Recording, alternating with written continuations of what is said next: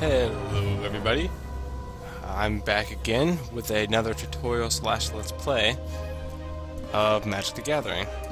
And today we are going to be going over another one of the decks that come with the original game, that is. One that we haven't won over yet before, so it's gonna be new to us, I suppose. And we're also gonna go over this new mode here, Planeschase. It's just one we haven't won over yet. So far, I think the only thing we've done is free-for-all. So, let's go ahead and here. Yeah, we're going to use this deck, the Obedient Dead. I thought it was kind of a necromancy deal when first looking at it. Turns out that doesn't really seem to be the case. It's more of a just wielding undead monsters, a lot of undead monsters, and some somewhat interesting spells. I think the key is on the monsters and their special abilities. And I didn't really give thought to who we were going to fight. At first I didn't like this deck. I thought it was kind of shit. However, after my friend kicked my ass with it, he prompted me to give it a second look. And I kind of like it. It's pretty awesome. And I don't know how long my luck with it is going to hold out, as I've been kicking some pretty major ass with it recently. Don't know how long that luck's going to hold out, knowing my luck, not very long. So I figured we should go ahead and get this one out of the way before using a deck that I'm familiar with. These right here are the expansion decks, these ones I'm looking at right now. I haven't unlocked those yet. Don't really know what to be facing, so I think we're gonna... Yeah, I think we'll avoid that. No, actually, let's give it a shot. Let's fight someone. This guy right here. He looks like a bad guy to fight. Let's give it a shot. Alright, start the game. Now we're gonna be doing this mode called Planeschase. And you'll see what it is in a second. See, now you got your... Oh, well, let's just take a look at our cards first. I always notice that if you don't get yourself a lot of land cards at the start with this deck, you end up running into the problem of not being able to get that many later. So, oh, okay, well that's nice. Now we only have one land card. Well, let's just, I guess let's just roll with it. We seem to not be getting a lot. So basically this card right here is going to be the land that we have. Like this is going to be the plane the world we're on, and each one of these worlds in the middle deck on the table has its own special abilities. So this one prevents damage by anything that's a non-werewolf creature. However, when you roll that little symbol there on the dice, all your creatures, each creature you control gets a +2/+2 and becomes a werewolf, as well as gaining trample. At least until the end of the turn. And, okay, continue, yes please. So that's what we're on right now. I'm going first, as you can see. Let's just go ahead and throw a land card down. And you can roll the dice here. That little symbol that's on the dice right now means if I roll that, that's going to take, it's going to take us to another plane. And this entire deck right here is filled full of different worlds to go to. They have different abilities. So let's just go ahead and give it a roll and see what happens. I really have nothing invested in it right now. Just to see if we can get a change of pace. And I got nothing. Not that big of a deal right now, since it's still early on in the game. Usually the Planeschase mode takes a while longer than the free-for-all mode, because the Planes deck right here adds a whole nother level to the game. So it takes significantly longer. Uh-oh. Where are we going? Some of the thing about this, whether or not you're winning and losing in Planeschaser, all you get to do is get a lucky roll of the dice, and it can completely turn the tables around everywhere. Some of these things can just destroy everything you've had planned. Right now, we're coming into very iffy world. This is a pretty decent world, especially at the start of the game. If you have a deck that's speedy, as you can see, whenever a creature deals damage to one or more players for the first time in a turn, put a 1/1 counter on it, and that counter lasts forever. So each time you attack someone, you're getting one stronger. You can see how that would be extremely useful. So yeah, there's worlds like this, and there's other ones that can actually just kill every single monster on the field outright. Let's hope we don't run into any of those, however. Now, what do you do? Those number of cards equal to the number of swamps you control. Oh, that wouldn't be very good yet. Let's go ahead and put this Jet Medallion on the field. Like I've said before, this is the same thing as some of those other medallions. Basically, this one makes black spells you cast cost 1. Ugh, I cannot speak today. cost 1 less to cast. So yeah, let's go ahead and give the dice a little roll. And by the way, you can roll the dice more than once. That number right there represents, at the first you can roll it 1 time for free, and then after that each time costs mana cards, or swamp cards, or land cards, whatever you want to call them. So this is my 1 free roll since I've already used other stuff. And that was the special symbol that would have given my monsters, had I controlled any, they would have given, wait, actually no. Yeah, it would have just given them ability to damage the target player 1, which would have put a counter on them because they would have damaged them. And we are teleporting again. No, I really don't care. Oh, it's a good thing we got this out of the way. This is the thing I was talking about. Demolishes all creatures. Such a pain in the ass when you're going through the game. That's gonna make everything a lot easier. All creatures have vigilance. Alright. That's pretty good. Vigilance basically means that you can use, when you attack with somebody, you can block with them as well. Usually, I'll show you when we actually get a monster on the field. Hopefully relatively soon. Let's see. Let's go ahead and sign in blood. I lose 2 life with this card. I'll show it to you in a second. However, I get to draw 2 more cards. Oh, and looks like we're not gonna have a problem with land after all. So yeah, it's a pretty awesome card. This is, I guess this is kind of a necromancy-ish sort of thing. It's pretty useful though. You draw 2 cards and you lose 2 life. When you got 20 health, it's not that big of a deal. It could take a toll later on though. Or you could just use it to keep slowly whittling away at the enemy's health. So I'd like these cards personally, so let's give it a roll and see what happens. Hopefully we don't teleport away before I can show you vigilance. Oh, let's give it another roll.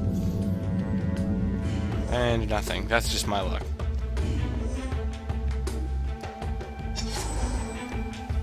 Alrighty.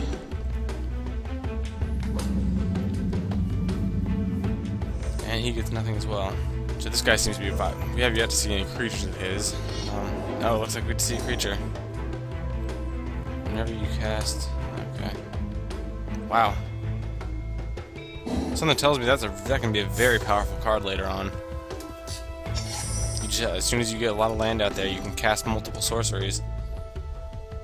Basic vigilance and flying. Pain in the ass. Oh, I hope we can roll an indestructible. Oh, I can't attack this turn anyway, so oh well. But yeah, as you can see, a little symbol right there. That represents vigilance. And essentially, what we're going to be able to do is when we attack, our cards won't get tapped. They won't turn over to the side. Well, too late now, because I guess that won't come into play after all. However, it's a very useful ability, depending on the monsters you have. If you have very strong monsters, it makes you a hell of it. You're an unstoppable opponent, that's for damn sure. Let's see. If you cast a spell this turn, you cannot attack with creatures. If you attack with creatures turns, you cannot cast spells. Alright, that's pretty cool. It's got a unique special ability right there, too, as you see. You can gain life equal to the number of cards in your hand if you roll that on the dice. So, oh, what is this? That looks interesting. The target of a spell or ability, turn it to its own... Okay. That seems like a little bit of a detriment. If you even target it if it's targeted by a spell or ability, it's instantly sent back to its owner's hand, even if it's not going to destroy it. So alright then, I guess. Oh, wow, this is a good card. Well, the enemy's got nothing really powerful on the field yet. Let's see, I still think... Oh, I can actually... Let's see, you choose one of them. Yeah, well, I'm gonna go ahead and choose something out of his hand. Choose a player. Yeah, you. I want to discard your card. So yeah, this... Basically, I have 5 swamps. He only has 4 cards in his hand, as I can see by the top right. Here I am gesturing at the screen like you can see me. But yeah, he's got 4 cards in his hand, we know. And I play that card, and since I have more than 4 swamps, he's going to have to display to me his entire hand. And I get to pick one to discard. Target creature or player. Oh, that seems like a powerful card. Beginning of your upkeep, you may gain control of target permanent until the end of the turn. That's alright, I guess. Oh wait, at the beginning of your upkeep. Crap, that means every turn. What do you do? XD. Wow, this guy is just full of awesome cards. Well, that is... Oh, that one requires only... Well, he doesn't have a lot of land cards, so let's not worry about that right now. Son of a gun. Well, I'm gonna go ahead and get rid of this flying spirit avatar here, because that seems like a real pain in the ass. You get out of here. Yeah, that takes care of that. We're not going to attack. Well, maybe we can get in his... Oh, no, I've casted a spell this turn, so it doesn't matter. Maybe we can get out of this land, though. I don't really like this world that much. It's great when you're fighting other people, though. Oh, by the way, I should mention that summoning a creature also counts as a spell. And what is going on here? Oh, that was interesting. That was a long pause at the end. Okay, then. And we're leaving, alright. Hopefully not something more terrible. Let's see, whenever a creature leaves the battlefield, its controller draws a card. Whenever you roll that little symbol there, I'm just going to call that the squiggly symbol. Whenever you roll a squiggly symbol, return the target creature you control to its owner's hand. That seems like a horrible ability, unless you have a specific kind of deck. Or if your creature is going to have an ability when it's placed on the battlefield, like, for example, gain 4 life whenever this creature is placed on the battlefield. Doesn't seem like a very, that doesn't seem like a very handy ability, especially since, they're attacking. I guess I'm gonna have to block. I'm gonna block. Oh. Huh. Well, I wasn't allowed to block. I don't know why. Maybe I missed something. I mean, I know I can't block the flying guy, but I should have been able to block the other one, I think. Let's see. Equal North Swamps to control. I wonder if I should... No, I think I'll save that corrupt ability. And in the meantime, get Fume Spitter. This guy's got a pretty unique ability. He costs very little, and if you sacrifice him, you get to put a negative 1/1 counter on a target creature. Now, ever you're fighting one of those opponents, somewhat similar to Veilborn Ghoul here, for example. He's got 1 defense, but he's got 4 attack. So he's a pretty tough card, strength-wise, but he's got no health. So if you were to put a negative 1/1 counter on him, it would kill him. It would if the defense stat here ever gets to 0, it automatically kills them. The strength can be at 0 or even a negative number, but if the defense stat goes to a negative number, that card dies. Same with anything else here. So it's a very useful thing to have. You don't just have to weaken something; you can actually outright kill it, or you can just use them as a shield. Choose a creature to put in its owner's hand. Bravo. See, you can't do it to something. You can't do it to one of these guys' creatures. It has to be something you own. So that was No, wait, what? Why did I draw a card? Oh, he left the battlefield. That's handy. It's a good thing he only costs 1. Yeah, if you remember correctly, whenever a creature leaves the battlefield in this place, you draw a card. So I guess that was somewhat useful. I'm not saying I want it to happen again, though. Yeah, I could have attacked there, but let's not. I'd like to stay, why is it pausing for so long on the end? But yeah, I'd like to stay up in my upright position, just in case they attack me again, which they most likely will. Maybe if I'll get lucky, he'll throw his card back into his hand, and he won't be able to play it again. See, this is why I like Planeschase, because it adds another level to the game.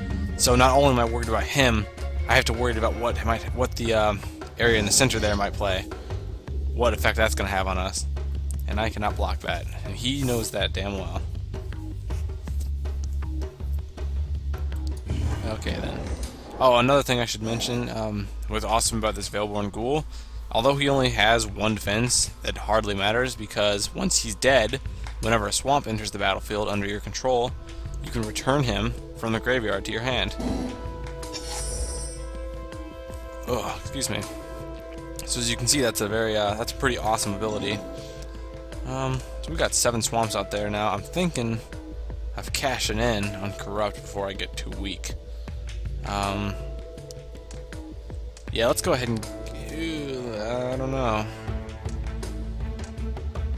Oh shoot, I could get 2 more cards though. Yeah, let's go ahead and cash in on it right now. Choose the target creatures or players. We're gonna go ahead and target him. Give me your life. So that's gonna be 7 damage to him. It should be. Yep. We essentially just exchanged health there. And oh, and look at that, we still have enough left over. Oh, that's right, because of a Jet Medallion out there. It took 1 less mana to cast. So, I can hurt myself too now, and get 2 more cards. We have not even seen some of the awesome cards yet. I'm hoping that this will play out long enough that we get to see the really awesome cards this deck has. We've seen moderately... Actually, no, we've pretty much seen the shitty cards. What does this do? Oh, this is an amazing... This is a very amazing card. It, as you can see, it costs quite a bit to play, however, and it doesn't even do that much damage, but its ability is astounding, and it has Death Touch. So as long as somebody can't kill this card, which is going to be hard because it has 6 defense here, it has Death Touch, which means anything that it battles, if you defend something, this card still doesn't get killed. It'll kill anything it defends against. Any card that goes up to battle it will die. It also has an amazing ability here. It puts a petrification counter on a target creature. It gains, and that basically means that it gains Defender and becomes colorless. So it's on the field, and it cannot attack. It can only defend, which is pretty awesome. And look at that! Its activated abilities cannot be activated. That's quite useful. Should we attack? Yep. Let's go ahead and attack, even if he defends against me. Like I just said about the. Okay, he knows. Oh, he's gonna actually attack. Brilliant. So he's gonna lose that card, and next turn our ghoul will be back in our hand. All right, looking good. I guess that just slipped my mind earlier. I could have been attacking with him and forgot about it. Oh well, no harm done. What did that just do? Oh yeah, he had to return it to his hand. Oh, but he's not gonna play it again. Shit. What's this? Huh. Looks like wow.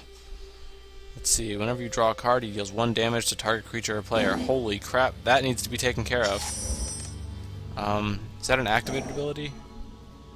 He can also just draw a card whenever he wants. Oh, that's looking bad. Where's our ghoul at? Oh, there he is. Well, well, I guess, here's a awesome card.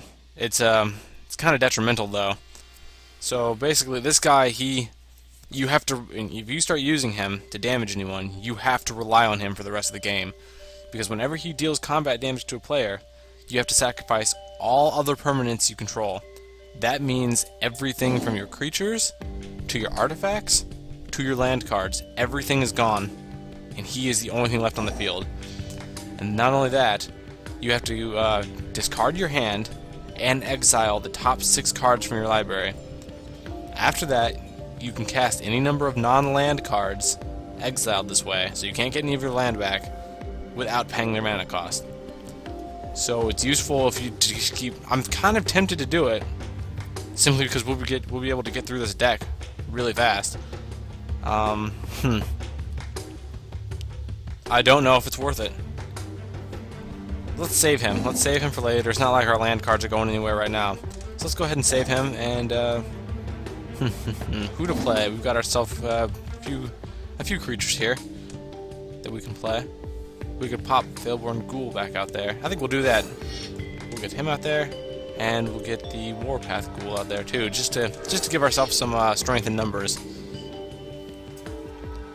That's all we can do this turn. Well, we can roll the dice and hopefully not get shit on. Let's give it one more roll. And nothing. That's fine though. We're gonna have to be watching this guy.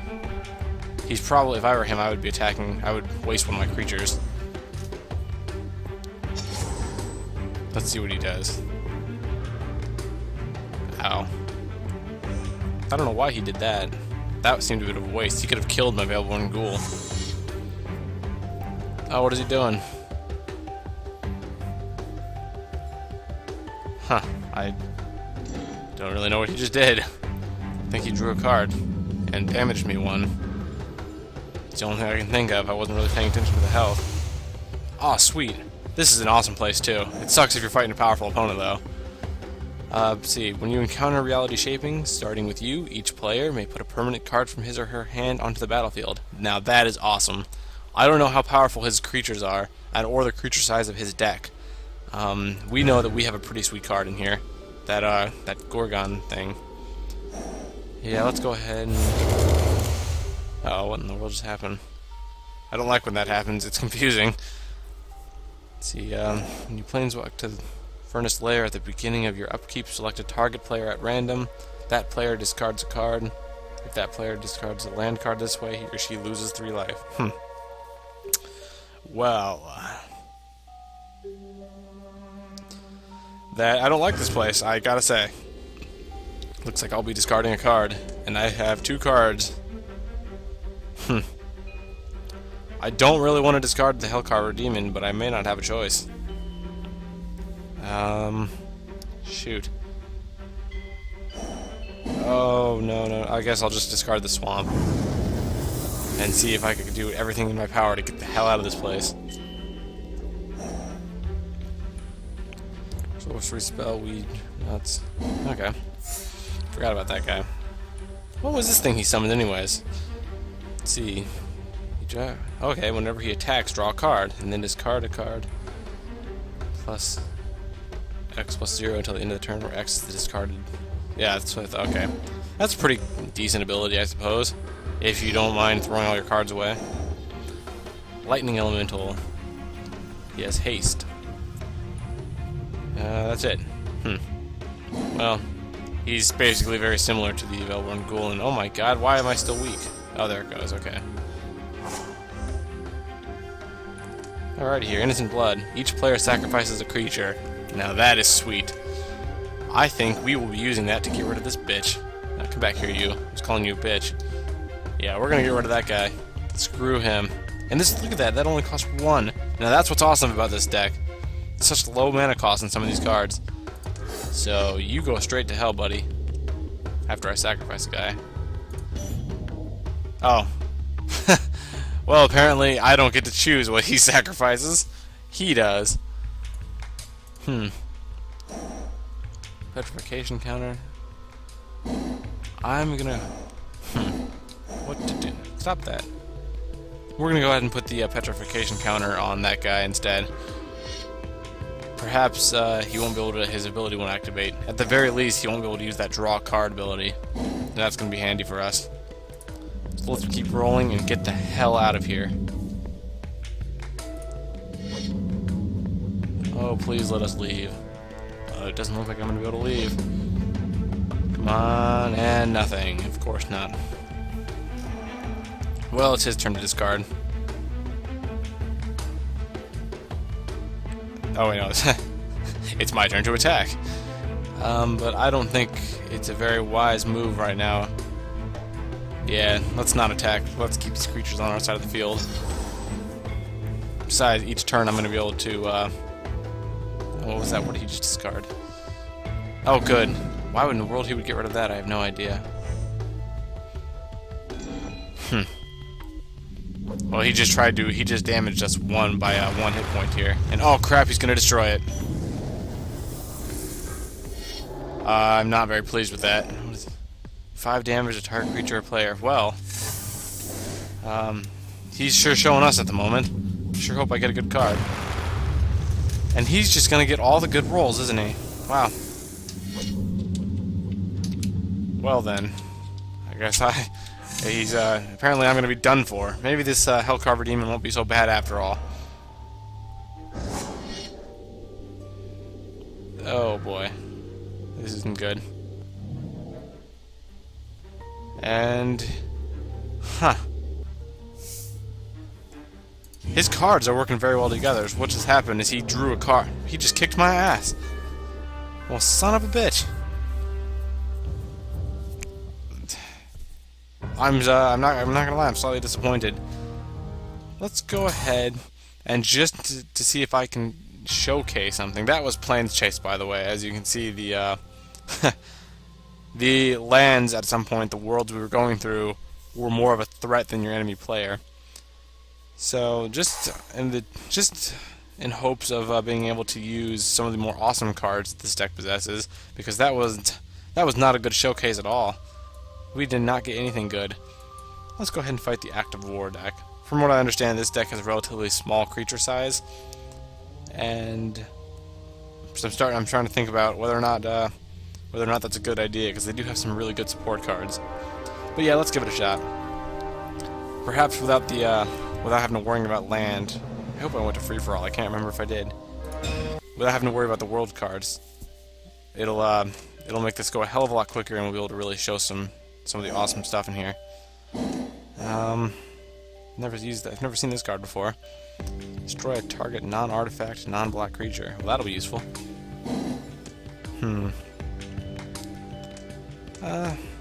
Thinking about, yeah, let's keep this hand. It's got a lot of land cards in it, so it's pretty useful. And alrighty. It's been so long since I played free for all, I forgot what it's like. It feels somewhat empty. Nothing sitting there in the middle. And one of the smallest creatures they have. This is actually turning out to be more of a showcase for the decks I'm fighting it. But yeah, they look a little odd. He's just a 1-1. His only special ability is First Strike, and I don't remember if we ever went over that before, but essentially that means if he fights anybody, so if he's fighting a card similar to his with a 1-1 on strength and defense on it, he will hit first. So even if I have a 1 attack that could kill him, or even if I have 8 attack and 1 health, as long as he can kill me with that first strike, that means I won't get to attack, and my card will just die. So, ooh, a target creature gets -1/-1. You have to be careful with that ability, by the way. If the enemy has no creatures on his side of the field, then you have to put that on one of your creatures, and it could end up killing him. However, this is going to help us here. So we're going to summon him, he's going to get -1/1, and it's going to kill him, watch. And bam, you die. It's basically, as you saw a little bite mark up there, it's the equivalent of him getting damaged 1. So he lost that amount of health and died. Here's one of the support cards I was talking about. Although he's not very powerful himself, other creatures that you control get +1 defense. Now, and they have multiple of this card in the deck, so that's pretty useful. I'm thinking we should sacrifice a monster. Or maybe just wait and save up to get him. No, let's go ahead and sacrifice right now. Because he has only 1 card to sacrifice, while this one, if you remember correctly, like last time, I don't get to control which creature he sacrifices with this. However, I do get to control which target is destroyed with that. And I preferred him has to sacrifice his really good card. Or maybe a she, rather. But, yeah. Ooh, Liliana Shade. This is a pretty awesome card. Let's see. You can search your library for a swamp card and reveal it, put it in your hand, then shuffle your library. Not only that, but that's basically right here it says you cost 1 swamp card, and it gets +1/+1 till the end of the turn. You can do this continually. So if I play her, and say the next turn I have all 4 of these up, I can give her essentially 4 attack and 4 defense. And that's what just makes her ability so powerful as well. So let's go ahead and put her on the field, actually. And put a swamp card into our hand. She's going to set us up for next turn. Alright, let's see what happens. She's pretty weak, too. It's kind of a pain in the ass when she dies, but we've got 2 of her. It's not that big of a deal. Put you on the field. Tendrils of Corruption. X damage to target creature, and you gain X life.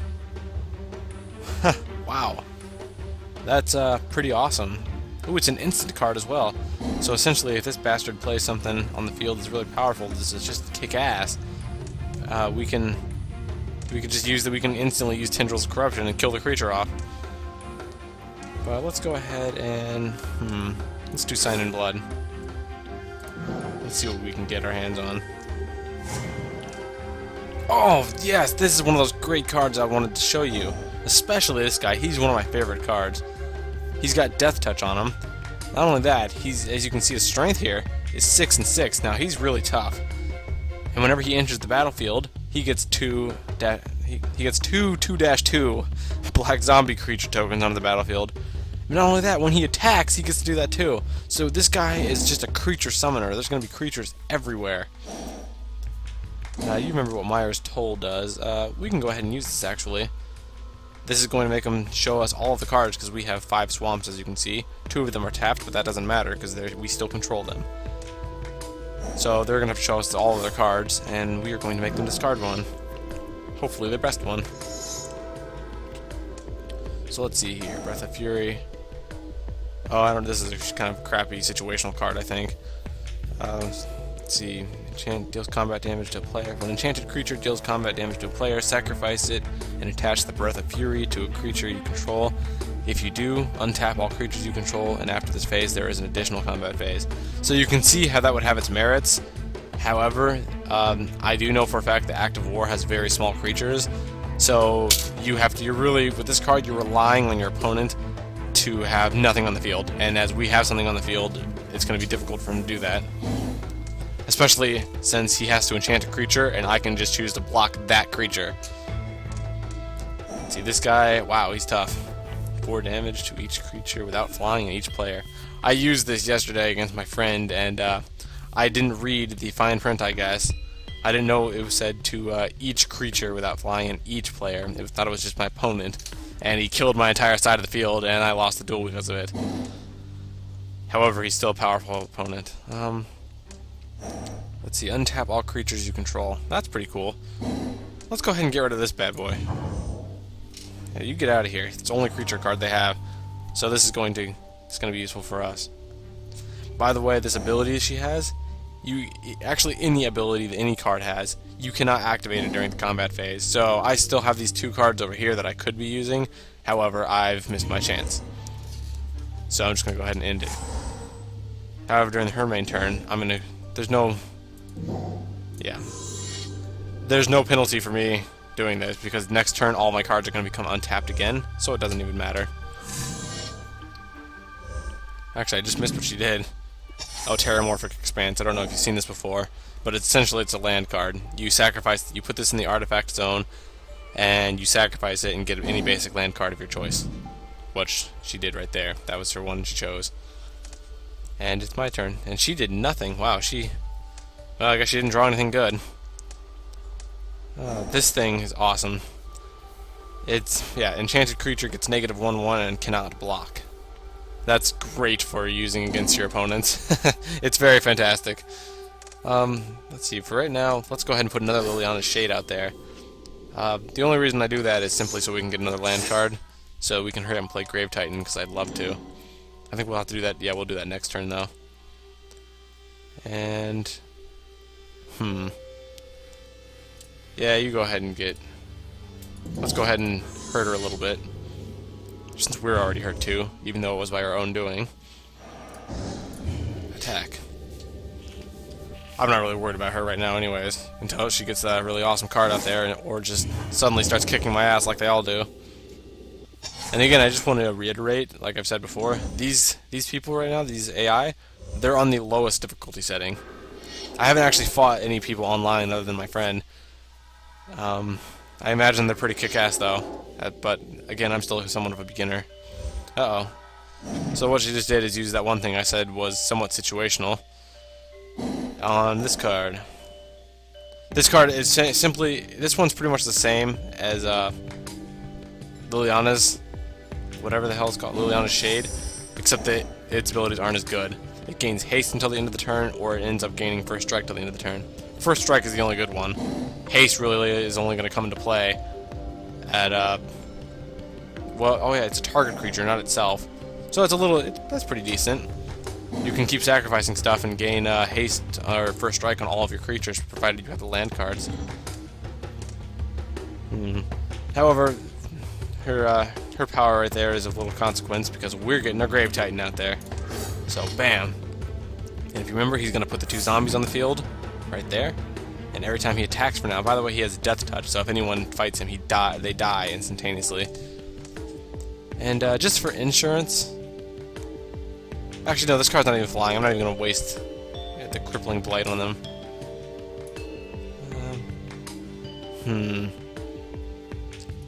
Let's go ahead and do this, and then perhaps we can get him to sacrifice his card by blocking. So you go get him. Let's see what they do. If I were them, I wouldn't attack. I wouldn't block, but that's just me. Yeah, they're not going to block. Simply because she doesn't want to waste her enchanted card. By the way, even though she has summoning sickness, I may have mentioned that before, that you still can block even if you have summoning sickness. It's just if your card is tapped, you cannot block like that. So yeah, this is turning out into my favor quite a bit. X damage to target creature, you can get X life. I'm curious as to this, if this means even if it deals over the thing's health. So if I do 7 damage to a creature with 2 health, am I going to gain 7 life, or am I just going to gain 2? I kind of want to test that out. I'm thinking about it. Yeah, actually, I am going to test it out. Why not? Let's see what happens. Oh, I gained a hell of a lot more than 2 life. That was for sure. So that's a useful card, as you just saw. Let's just hurt myself too, and gain some cards. And here was the other awesome card I wanted you to see. This is one hell of a card. So whenever this enters the battlefield, if you didn't cast it from a hand, you instantly lose the game. So like that one, the Health Carver Demon from the last game I was showing you, where basically it keeps causing you to exile the top cards on your deck and everything like that to play them again without costing any mana. This would make you lose the game if you try to play her. So you have to watch that. You have to be thinking when you play this. However, whenever it deals combat damage to a creature, destroy that creature. It cannot be regenerated, so essentially it has Death Touch on it. And whenever it deals combat damage to a player, the player loses the game. Talk about sudden death. That is one hell of an intense card. As you can see, it costs a shit ton of mana, though. But that's not important right now. So we're going to go ahead and we have nothing else to do. We're going to skip, and I'm going to attack her with Grave Titan, because I want some extra zombie cards on the field. That's the only reason I attacked her, by the way. I just wanted it because I wanted the zombie cards. Because now it's going to be very hard to kill us. Yeah, we don't want to play anything else. To be honest, this has been a very unfair fight, because as it turns out, Boros here did not get the luck of the draw. Liliana Spectre. Each opponent discards a card. What would I discard? Let's see. You make your turn. I could discard him and then wait for a swamp. Yeah, let's place you on the field just to make her discard one. And I'll just throw away Veilborn Ghoul. Or not, I guess. Huh. So say each opponent? Oh, each opponent, not each player. I get that mixed up quite a bit. You gotta watch that. It's tricky wording. You gotta be careful with that. Let's continue. The only reason I don't play this guy yet is because I'm still waiting for an enemy creature to get on the field so I can kill them. And just to do this again, let's get some more zombies on the field. As you see now, if you get a card like this on there, sometimes, actually with this deck, it might benefit you to have a smaller deck. Like, you may have seen with my nature deck, I had like up to 100 cards in the damn thing. With this deck, you only have one Grave Titan. You're gonna want to get this guy. It's cards like him that make this deck so damn powerful. Now, I've only unlocked like probably 3 or 4 cards with this deck so far, and so right now my deck's still pretty small. Actually, no, it must have been more than that, as I would have had 70 cards to start with. But let's see. Yeah, you're gonna want a small deck, I think. It might benefit you with this. I don't really know because I haven't played this deck a whole lot yet. Not as much as I played the nature. With nature deck, I've played a good, probably like 50, 60 duels with it. Yeah, another one of those awesome cards. There's actually quite a few of these in the deck. I'm surprised this is the first time we've seen it. But it's essentially instantly destroy target creature. Now that's an awesome card. Veilborn Ghoul, you're back. Alright. Right now it's this, we're essentially playing with our food again. But that's fine. Let's just keep it at it. We don't want to attack this time. We'll actually just kill her. Well, unless we use that. But I'm not really worried about this. She does not pose any sort of threat. At least until she gets a lot of land out there and ends up summoning some legendary card or something. I think there's one or two more awesome cards. Ooh, another one. Really, I think this deck's enchantment cards, all the spell cards in this deck are really awesome. Yeah, whenever an opponent draws a card, it deals 1 damage to him or her. That is sweet. There's other decks that have cards like this, but this is the only one I've ever used. That's a... Let's see if we can kill her that way. She's got 3 turns, it appears, to not be a fuck-up, I guess. Which is really nothing she can do. She's pretty much screwed, unless she gets rid of this card. That's her only hope. So let's go ahead and continue. Skip attack. I think we're giving her a chance here. This seems fair. This seems pretty fair. This is also really good against those people who like to continually draw cards because they just keep getting hurt. Oh, that was uncalled for. What in the world was that? Deals 3 damage to the target creature or player, and you gain 3 life. Well, she could have used that, so that's fine. Of all the creatures, she would kill Veilborn Ghoul. That doesn't seem like a smart idea. Vampire Nighthawk. Flying, Death Touch, and Lifelink. Oh, okay then. Well, let's just put you on the field to replace the creature we just lost. And maybe somebody else. No, no one else yet. Sure. See what I mean about the land cards, though? We haven't seen one in quite a while. The ratio from creatures to land cards seem to be very close together in this deck, as opposed to other decks where there's just tons and tons and tons of land cards compared to the creatures. Yeah, that's being a bit problematic, as we can't even put this guy on the field. What do you do? Glory of Warfare. This is an awesome card for them. It especially helps considering they have such weak creatures. As long as it's your turn, you get +2 attack. When it's not your turn, you get +2 defense. Now that's an amazing enchantment card, and it lasts forever. Ooh. Well, remember what Corrupt does. It pretty much instantly kills that person.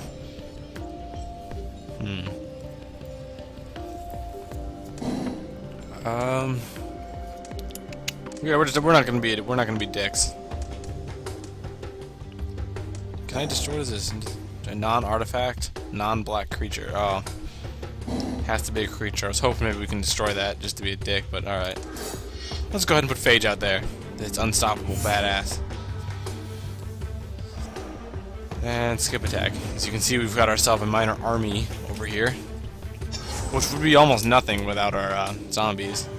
So you can see how much of an impact they make, even with their very weak attack. A lot of the cards in this deck have somewhat weak attack, but can be strengthened. It's his turn, as you remember. Oh, not 4 defense, because it's not his turn anymore. Let's play Jet Medallion. She's got another 3 turns. I could. Nah, let's just go ahead and kill that creature. I don't like him. Get out of here. If you remember, this is the guy that allows you to destroy any non-black creature. It sucks if you're fighting another Necromancer person, though, someone with a black card deck, because you won't be able to do anything. However, we still have Murder, so we can always use this if things get really bad, which I doubt they will. And another damage for you. Well, at least I'll be able to show myself winning 1 card game. What do you do? Deals damage to a player. You may exile a target black or red permanent that player controls. Well, that would be very detrimental to us, especially since he has first strike. However, we can just tell him to go fuck himself. First things first, let's go ahead and just activate you. So -1 for you, and let's put one of you down.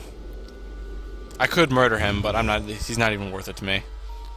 As you can see, my cards just consolidated themselves by putting 6 on 1 stack right here. So all of my zombies now into there. To attack or not to attack? Oh yeah, I just made it so he couldn't block, so I guess we're not going to attack. That's fine. If he actually is dumb enough to attack, I'll attack him with Grave Titan, or block with Grave Titan, rather. Or maybe I'll just murder him mid-attack. I'm not sure. I'm pretty sure you can cast the instant during the combat phase. I'm pretty sure. I've never done it. Normally, if I've ever been threatened by something, I would instantly... What in the world was that? Oh, Veilborn Ghoul came back. It's about time. Get out there, Veilborn. But I've never actually waited until a combat phase to attack with a spell card. I've usually just, if I ever felt threatened, I instantly did it on the enemy's main phase. Which would be right... Oh, then we win. It would have been right after that, drawing the card phase, though. So we did it, and this time that was a successful showcase, and look at that, we got another Liliana Shade. Alright guys, well that took up a little bit more time than I anticipated. However, I think it was worth it to really showcase this deck, because this deck is absolutely awesome. So next time we'll probably go over Celestial Light, one of my other favorites. I don't have that many favorites, because with some of the decks I am just an utter failure with. But yeah, next time will probably be Celestial Light deck, which is essentially a healing deck. But until next time, I'll see y'all later.